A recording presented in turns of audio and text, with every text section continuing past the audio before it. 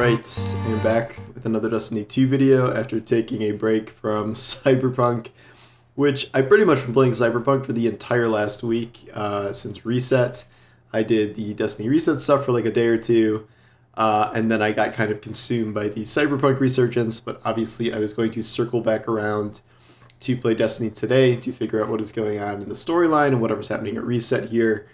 It's not like a ton of stuff that happened, like we didn't get a crazy Nezarec reveal like we did last week. We are now calling these officially the relics of Nezarec when you go to collect them.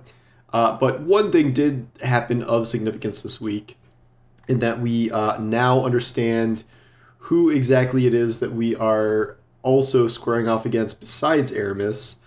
The other party at play trying to acquire all of these different relics is actually the Lucent Hive.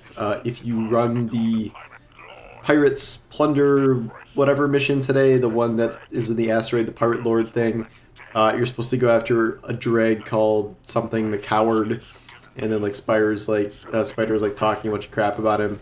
But you go there and you show up, and the Lucent Hive are already fully bombarding this group of Fallen, and you go and you kill both of them, and then there is a Lucent light-bearing wizard who you have to kill as the boss of that area. Again, not hard. These are never hard. And yet, we now know that the Lucent Hive are also pursuing these relics, which is an interesting development because Savathun is dead, and we do not know who exactly is pulling the strings of the Lucent Hive to go and get this stuff.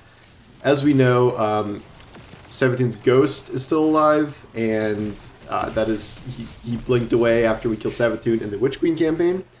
And we know, we have Savathun's body. Eris was dissecting Savathun's body, I think last we saw, but as long as Savathun's ghost is alive and Savathun's body exists somewhere, the potential is there for Savathun to be resurrected. I never believed that this is kind of the last we'd see of Savathun. I assume that we're going to get ourselves in a situation where we are essentially forced to allow Savathun's ghost to resurrect Savathun because we need her help fighting the darkness. As we know, the Traveler gave her and the Lucent Hive the light, so it must view her as some sort of ally, and then we have this giant conflict coming against the Witness. We have not really seen any hints about Savathun for the future in Lightfall, for instance. I mean, we have a whole season between now and then, and really that could be anything that happens between now and then, and it's possible she has a role in the next season or something, especially with the Lucent Hive coming here. But she's not been in like the trailers for Lightfall or anything like that. That's mostly been the Witness, and then even Osiris is like shown in the promotional material. So we kind of have a different cast of characters as far as we know right now. Granted, they probably wouldn't want to spoil something like Savathun's resurrection, but I assume she will be back at some point, just like we assumed Eramis would be back at some point after being frozen, and turns out that's exactly what happened. We also have Zebu Arath to deal with, Savathun's sister, which we really don't talk about anymore, and we have not really done much with Zebu Arath since Season Hunt, which is way a long time ago now. In terms of other things happening this week, the quest this time is maybe going to be a little less controversial. I think you could either run 5 normal catch crashes or 1 master catch crash to get through it. Master, completes it in 1. I would definitely recommend doing this. Just make sure that you are disarming the mines in the boss phase, because it's going to be very key to do that, or else you will instantly blow up. So that's not great. The instant red bar you're supposed to get from the first catch crash completion of the week is not working still. That is unfortunate. I am about to do the 2 challenges for the renown token I need to do the next 2 upgrades. I think I am going to do the one that increases umbral energy, and then the one that is it's something about like how once a week you get some sort of special treasure map from the crew or something. As far as I know, no one really knows what that does yet, but I am going to do it and see what it does, and then I will tell you, probably on Twitter, if you want to be able to check that out later. And then we will see what exactly that does. The chase for red bars has become sort of exhausting, and I'm just sort of over it. So we will see if that helps. That any, maybe it's a guaranteed choice of a red bar every week or red pattern, but I'm not going to hold out hope for that. We'll see if it's just like, I don't know, 3,000 glimmer or something. In terms of other stuff happening this week, it's just double infamy and whatever. I don't think it's anything too special here.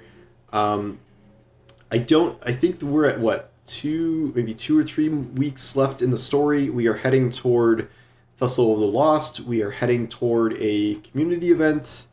I will not go into details of that, but we are heading toward a community event, which I know the general idea of it, but we'll see how it actually works in practice.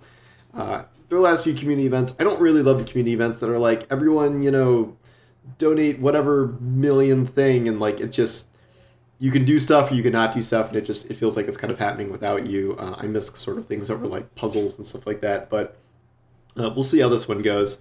Besides that, I'm still working through one of my Cyberpunk playthroughs, so I don't know if I'm going to like grind crazy hard this week or anything like that, but yeah, not really as big of developments as last week. As far as I can tell, we did not learn anything new about Nezarec. There are 2 new lore entries as of today, but it's mostly about Mithrax and his kind of abusive mother, who at one point stabs him to teach him a lesson about something. That's a sort of disturbing passage, and good thing Mithrax is not like that with Ido.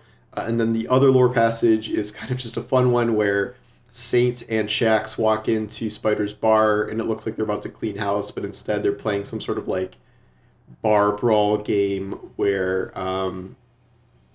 like the Fallen have to hold on to the electric. I think it's Shax's electric fist, and maintain it for 10 seconds or something, and I forget their name, but like the guys who are the skiff blades, the melee guys, actually win. So it's just like a fun little thing there. Besides that, there's a conversation between Ido and the Drifter about how the Drifter is very subtly hinting that Ido should forgive Mithrax for his transgressions. Ido calls him Germain, which I think is the Drifter's real name. I have not heard that in lore before. I know the Drifter has gone by like a bunch of names in the past, but haven't heard Germain before. I'm not going to start calling him Germain. That's weird. I don't like that. So Drifter it is.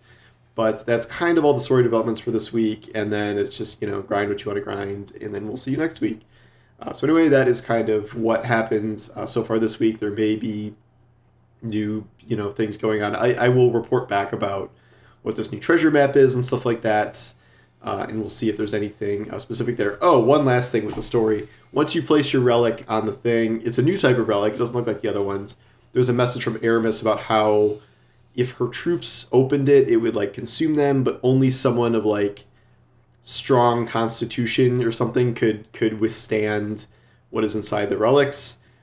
This implies to me that at some point these are going to be opened and Nezarec will infect somebody. The theory has been Osiris, that Osiris could wake up through the power of Nezarec here. It could be someone else. It could be Ido. Ido is talked about as getting powers to some degree. That's been kind of a rumor for a while. And, or it could be us. Who knows? Or the Drifter or Eris or whoever. So it does seem like someone will be infected by these relics somehow. And the Drifter implies that Mithrax is going to try and do something good with them. So maybe it'll be Mithrax. I don't know. We'll see. We can have stasis wielding Mithrax or whatever's going to happen there. But anyway, that is pretty much everything. I don't think I'm forgetting anything else, but that was the gist of it. So anyway, thanks for watching, and I will talk to you soon. Take care.